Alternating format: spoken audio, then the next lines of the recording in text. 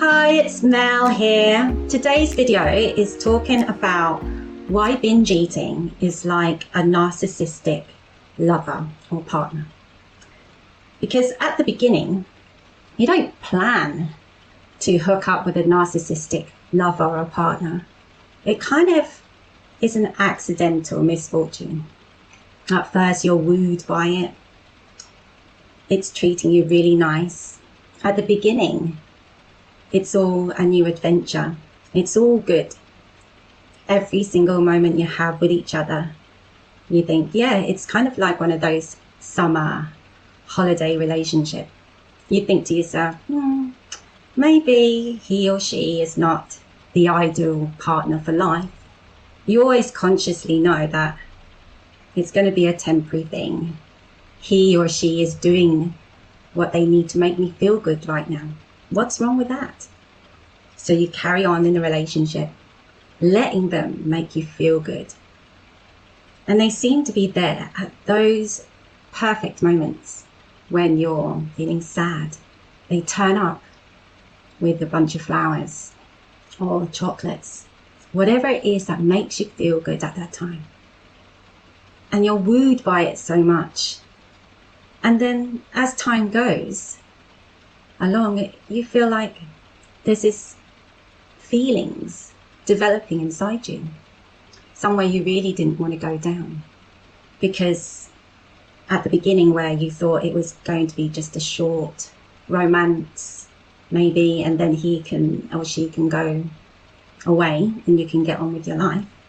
And what you find is you can't stop.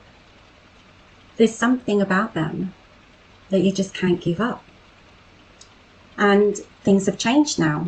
Instead of them being all charming and all nice to you, make you feel good, you notice that they just turn up out the blue, unannounced, not even at the times where you need them. Just turning up just like that, wanting your attention. You don't want to see them, and yet they're there, demanding, wanting your attention. But you can't say no, because you know when you're with them, it makes you feel so good. At that moment, they just know how to press every button. And what's different from now to what it was before, they just, as soon as they get what they want, they're out that door. And you're left feeling guilty, maybe disgusted, dirty, disappointed.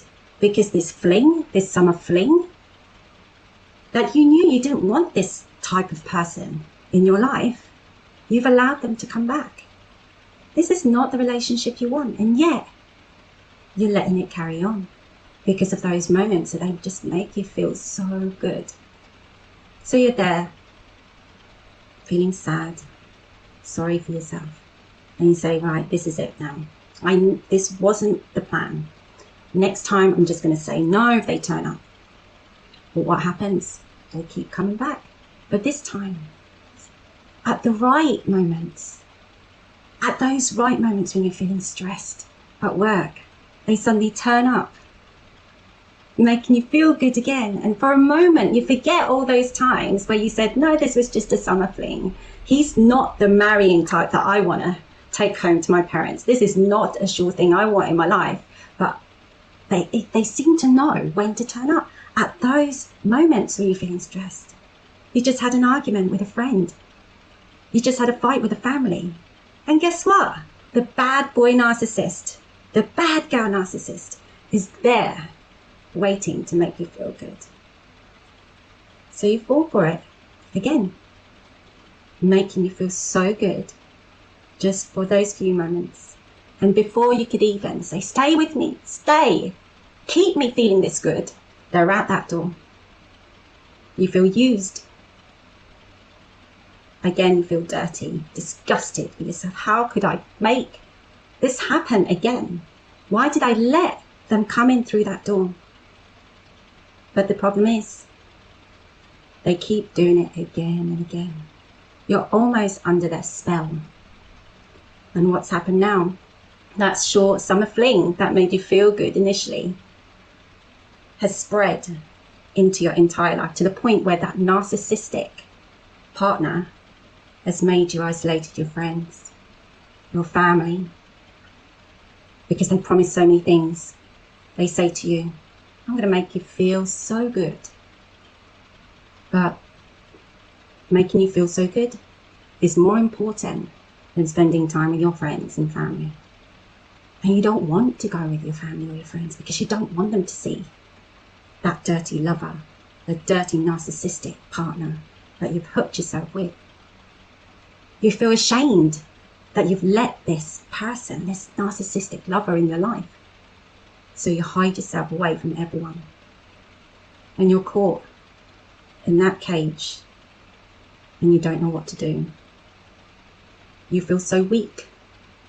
Eventually, all you're doing now is just counting the minutes, the hours, the days, until they turn up again. You feel like a dependent person. You don't know how to feel without them anymore, because they've been there for every time of those moments when you feel sad, angry, but now you feel so numb because they're also making you feel sad, numb, angry, frustrated. So, are you still living with your narcissistic binge eating partner? Thank you for listening. I am Mel, the Rapid Recovery Rebel. I help people stop from years and decades of binge eating and food addictions without any of those traditional therapy like meditation, journaling, and breathing exercises. I hope you have a wonderful day and see you tomorrow. Bye-bye.